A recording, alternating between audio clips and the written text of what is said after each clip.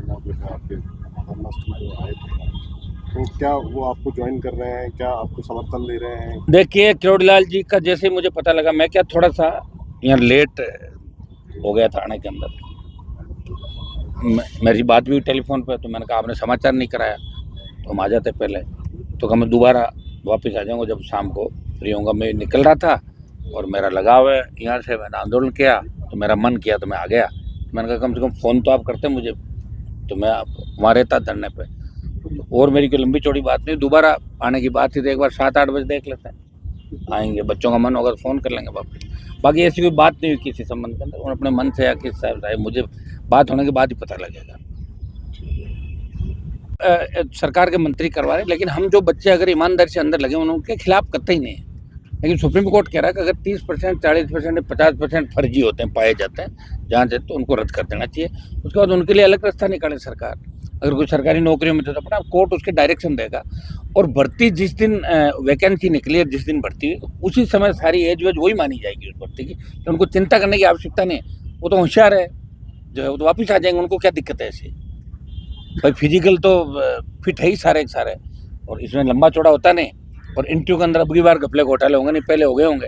रद्द होकर अगर होगा तो निश्चित उनको चिंता करने की जरूरत नहीं। लेकिन उनकी आड़ के अंदर अगर ये 500 बेईमान आ गए तो उनका क्या होगा? हम ये नहीं चाहते कोई निर्दोष मारा जाए, लेकिन तमाम अगर तालाब ही गंदा हो जाए तो फिर खाली करना पड़ता है उस तालाब को। तो ये गंदगी हो गई पूरे राजस्थान। सरकार के मंत्री की पोती नकल करते पकड़ी गई, लेकिन इस पर सरकार के किसी तरह का कोई प्रिटेंड पे कुछ भी नहीं था। सरकार चुप्पी साधे हुए। सरकार इसलिए चुप्पी साधे कि ये मंत्री तो चला रहा सरकार को। ये पूरा फ्लोर जो हाउस का, विधानसभा का, ये भी यही चला रहे हैं। संसदीय कार्य मंत्री है, न्याय, ये न्याय मंत्री है, ये राजस्थान को न्याय दे रहे हैं। ये मेरे को लग रहा है कि नकल को संवैधानिक दर्जा नहीं देते कि भाई नकल करना अधिकार है किसी का। इनकी पोती पकड़ी गई तो वो रास्ता देने उसी को दे दो दर्जा। मुझे ऐसा लग रहा है कि जिस तरह भारतीय जनता पार्टी के विधायक कमललाल पकड़े गए, मेरे वहाँ के विधायक डीजल चोरी करते हुए वहाँ पकड़े गए, ठीक है, जमीन उनके नाम क्या, उनके रहने वाले के नाम है, तो मालिक तो वही हो गया, और पकड़े जा रहे हैं। तो मुझे लग रहा है कि बाढ़ आ जाएगी राजस्थान के अंदर विधायक और ये नेता पकड़े जाने की, अगर सरकार खुला मन रख के पकड़े। और कल प्रधानमंत्री की सभा, और उस पर भजनलाल जी का जो चेहरा दिख रहा था, उससे लग रहा था कि भजनलाल जी परेशान है। ये हम चेहरा देख के बता सकते हैं कि भजनलाल जी परेशान है। और मोदी ने जो भरोसा उन पर जताया, उस भरोसे पे वो खरे नहीं उतरे। ये सही बात है, भजनलाल जी की पर्ची वापिस जा सकती है कभी भी। 1 लाख जवानों की बड़ी रैली है, और राजस्थान भर में बड़ा उत्साह नौजवानों के अंदर। इस 50 डिग्री तापमान पर भी वो राजस्थान की राजधानी के अंदर पहुंच के और ज़्यादा गर्मी, यहाँ का राजस्थान का नौजवान गर्मी देगा यहाँ पे, और सरकार की चूल्हें हिला देगा। और इस बार नौजवान यहाँ ऐसा करके जाएगा कि दोबारा से पेपर लीक की घटनाएं नहीं हो। सरकार पुख्ता प्रबंध करे, और पेपर लीक के जो भी माफिया है, प्रधानमंत्री कल आए थे, कल खूब ट्रोल हुआ, हमने भी डाला था कि मोदी जी जब आए थे सभा करके गए 23 के चुनाव में, कहा था कि पेपर लीक माफिया को पाताल से भी ढूंढ निकालूंगा, कड़ी सजा दूंगा। और कल ही हाईकोर्ट ने जो आपके पुरुषोत्तम जो मुलजिम थे, उनकी अग्रिम जमानत लगाई रीट और एसआई के अंदर। और हाईकोर्ट ने जो सुनवाई कर रहे हैं एसआई भर्ती की, हाईकोर्ट जज, उन्होंने उसकी अग्रिम जमानत खारिज करके 50,000 का जुर्माना लगाया उसके ऊपर कि तुरंत सरेंडर करें, 50,000 रुपये उसको जुर्माने के रूप में। और ये इतने हौसले बढ़ गए पेपर लीक माफिया के, और जिस तरह का वातावरण चल रहा है, जिस तरह की रील चल रही है, और तो और आप देखिए कि राजधानी के अंदर मुझे लग रहा है कि अब सही आंदोलन के साथ गलत आंदोलन भी चालू हो जाएंगे आने वाले समय के अंदर, जिसकी परंपरा शुरू हो चुकी है। चोरी, सीना चोरी, पेपर लीक भी करेंगे, पकड़े भी नहीं जाएंगे, और दोबारा और करेंगे, देख लेना हमने ये किया। ये राजस्थान गलत दिशा की ओर जा रहा है। और इसी का उदाहरण आप देखिए कि जोगाराम पटेल जो मंत्री है, इनके बेटे को पहले डबल एजी बना दिया, मनीष को। और जब प्रधानमंत्री का दौरा था तो आनंद फान में हटा के और फिर उसको कर्मचारी चयन बोर्ड का वकील बना दिया। और बच्चों ने घर में यही संस्कार सीखे दादा से कि बच्ची नकल करती हुई पकड़ी गई और इन्विजिलेटर ने केस बना दिया। लेकिन अभी भी कॉलेज ये नहीं करा कि ये उस श्रेणी में नहीं आता। नकल की श्रेणी अलग अलग थोड़ी, ABCD थोड़ी होती है।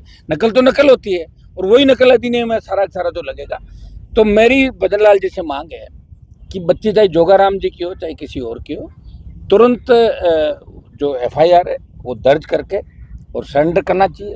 ये तो कानून का भद्दा मजाक बन गया। आपका MLA सरेंडर करके आपने सजता रद्द कर दी। धन्यवाद आप लोगों को कि देर आए दुरुस्त आए, विपक्षी मांग को देखते हुए आपने कमललाल मीणा की सजता रद्द कर दी।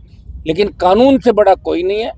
जोगाराम जी को खुद को इस पर बयान देना चाहिए, और अगर उनकी पोती नहीं है तो बता दे तो मेरी पोती नहीं थी, बात खत्म। इतना ही कहना होता है लोगों का भी, मेरा इससे कोई मतलब नहीं।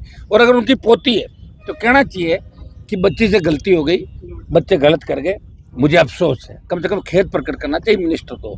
मैं कह रहा हूँ कि हमारे बच्चे, हमारा हो सकता है कि किसी परिवार के अंदर कोई भी घटना घट सकती है, लेकिन घटना के बाद परिवार की जिम्मेदारी होती है। परिवार का मुखिया से बात करता, मैं मीडिया के साथियों से कहूँगा कि कल मैंने मीडिया के बड़े बड़े ट्वीट देखे और उसके बाद धमाधम डिलीट होते हुए देखे। इतना घबराने की जरूरत नहीं है। मैंने ट्वीट किया, वो चल रहा है और ये बात चलेगी राजस्थान के अंदर। हमें पता भी लगेगा तो हम इसके लिए तैयार हैं कि जैसे ही बात आएगी तो निश्चित रूप से पब्लिक के अंदर ही बात आनी चाहिए। ये कोई हमारा उनसे कोई पारिवारिक व्यक्तिगत लड़ाई नहीं है, लेकिन इस तरह के काम लगातार बेटा फिर बच्चे इस तरह करें, खुद SI भर्ती रद्द करने की कमेटी का अगर चेयरमैन हो तो उनसे राजस्थान का जवान क्या उम्मीद करेगा? कर ही नहीं सकते, उनके संस्कार ही नहीं है। वो कैसे अच्छा काम कर सकते हैं? तो संस्कार से तो दुनिया चल रही है, और संस्कार को इस सबसे महत्वपूर्ण माना गया। पैसा हो सकता है, सारी चीज़ हो सकती है, लेकिन संस्कार तो माता पिता और उनसे ही मिलता है। तो ये संस्कार की जो धज्जियाँ उड़ी जोधपुर यूनिवर्सिटी के अंदर, मैं भजनलाल जी से मांग करता हूँ कि भजनलाल जी, अब आप किसका इंतजार करेंगे? आपके घर से कोई पकड़ा जाएगा क्या रिश्तेदारी में इधर उधर करता हुआ? तब आप जगोगे। आप अपने मंत्री जी जवाब मांगो।